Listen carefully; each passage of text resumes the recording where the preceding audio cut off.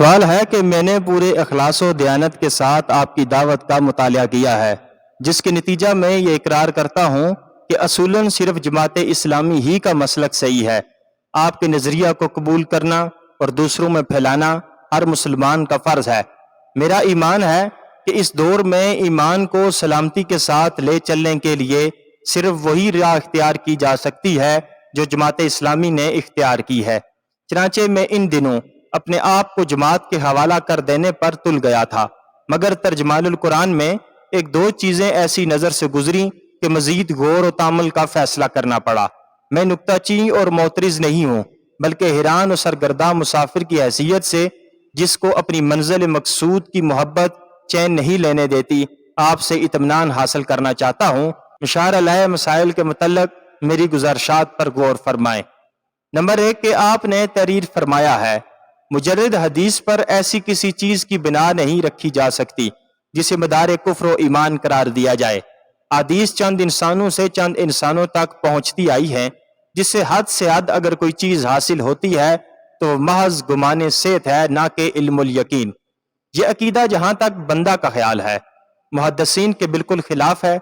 کتب اصول میں بصرات موجود ہے کہ جس طرح قرآن مجید مسلمانوں کے لیے قانونی کتاب ہے، اسی طرح حدیث، اور جس طرح قرآن مجید کے احکام چاہے اصولی ہوں چاہے فروعی ہمارے لیے حجت ہیں، اسی طرح احادیث بھی حجت ہے۔ آپ کے طرز تحریر سے کسی حد تک حدیث سے بے توجیہی ہی معلوم ہوتی ہے۔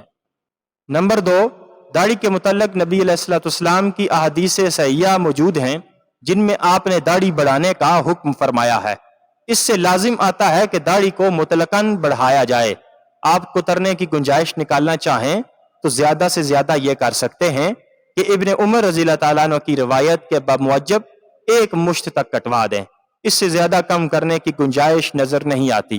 باقی جو آپ نے تحریر فرمایا ہے کہ صحابہ و تابعین کے حالات میں ان کی داڑھیوں کی مقدار کا ذکر کہیں شاذ و نادر ہی ملتا ہے، جو اس بات کا ثبوت ہے کہ سلف میں مسئلہ اتنا اہمیت نہیں رکھتا تھا جو آج اسے دے دی گئی ہے۔ تو اس کے متعلق گزارش ہے کہ اصل میں قرون ماضیہ میں لوگ اس قدر پابند تھے کہ اس کے متعلق کچھ کہنے کی ضرورت ہی نہ تھی۔ آپ کو معلوم ہے کہ آج سے چند سال پہلے عام مسلمان داڑھی کے نہ صرف منڈوانے بلکہ کتروانے تک کو نفرت کی نگاہ سے دیکھتے تھے۔ بس اس چیز کی وقت اور قدر لوگوں کے دلوں سے کم نہ کیجیے بلکہ بحال رہنے دیجیے۔ ان دونوں شکوک پر اپنے خیالات سے آگاہ فرمائیے۔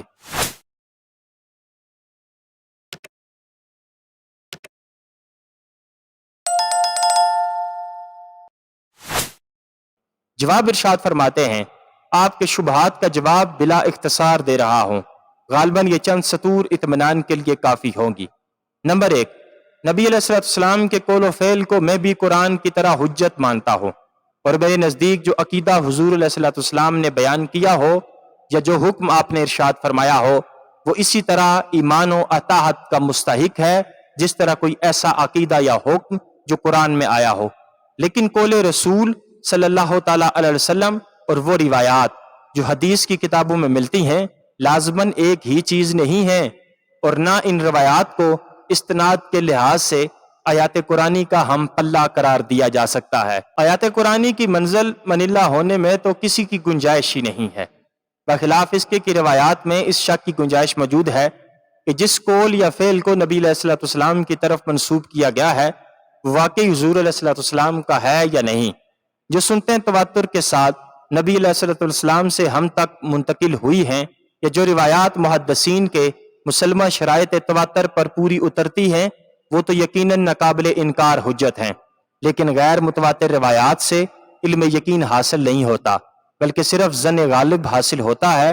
اس وجہ سے علماء اصول میں یہ بات متفق علیہ ہے، غیر متواتر روایات احکام کی ماخذ تو ہو سکتی ہیں لیکن ایمانیات کی ماخذ نہیں ہو سکتی۔ نمبر 2 جو باتیں آپ نے داڑھی کے متعلق تحریر فرمائی ہیں ان پر میں اس سے پہلے تفصیل کے ساتھ بحث کر چکا ہوں، اور اب خواہ مخواہ ایک ہی بات کو متھے جانے سے کچھ حاصل نہیں۔ صاف بات یہ ہے کہ اگر کسی فروعی مسئلے میں میرے دلائل سے آپ کا اطمینان ہو جائے تو بہتر ہے، اور اطمینان نہ ہو تب بھی کوئی مذائقہ نہیں۔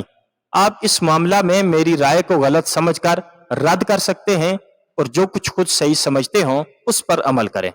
اس قسم کے جزوی مسائل میں ہم مختلف رائے رکھتے ہوئے بھی ایک ہی دین کے پیرو رہ سکتے ہیں اور اس دین کی اقامت کے لیے مل کر کام کر سکتے ہیں۔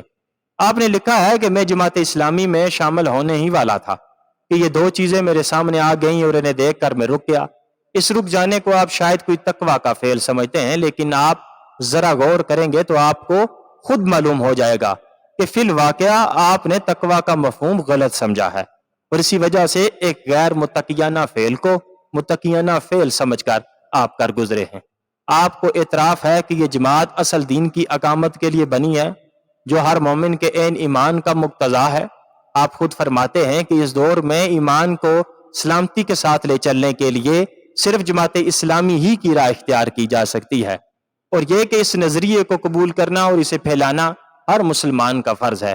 اب سوال یہ ہے کہ اس تقاضا ہائے ایمان اور اس فرض کی طرف بڑھتے بڑھتے آپ کا صرف اس لیے رک جانا کہ ایک علمی مسئلہ کی تعبیر اور ایک جزوی فقہی مسئلے کی تحقیق میں آپ جماعت کے اس خادم کی رائے کو غلط پاتے ہیں۔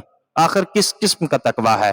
فقہی و علمی اختلاف تو خیر بہت چھوٹی چیز ہے کہ اس کے لیے فریقین کے پاس شریعت سے دلائل موجود ہوتے ہیں۔ میں ثابت شدہ سنتوں کے متعلق آپ سے پوچھتا ہوں کہ ان کی خلاف ورزی دیکھ کر بھی اگر آپ فرض سے اجتناب کر جائیں تو کیا یہ پرہیزگاری ہے؟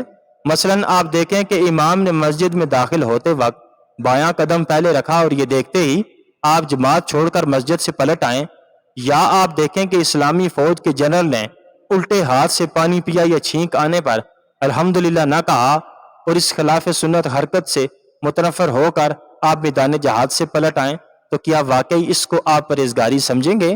آپ کو موازنہ کر کے دیکھنا چاہیے کہ اس نے کیا چھوڑا تھا اور آپ نے کیا چھوڑ دیا۔ وہ بڑا غلط کار تھا کہ اس نے ایک پیسہ ضائع کیا، مگر آپ نے تو اس کے جواب میں خزانہ برباد کر دیا۔ پھر بتائیے کہ زیادہ بڑا غلط کار کون ہوا؟ تاہم یہ آپ کا تصور نہیں ہے، بلکہ آج کل دینداری کا عام ڈنگ یہی ہے کہ اشرفیاں لٹیں اور کوئلوں پر مہر۔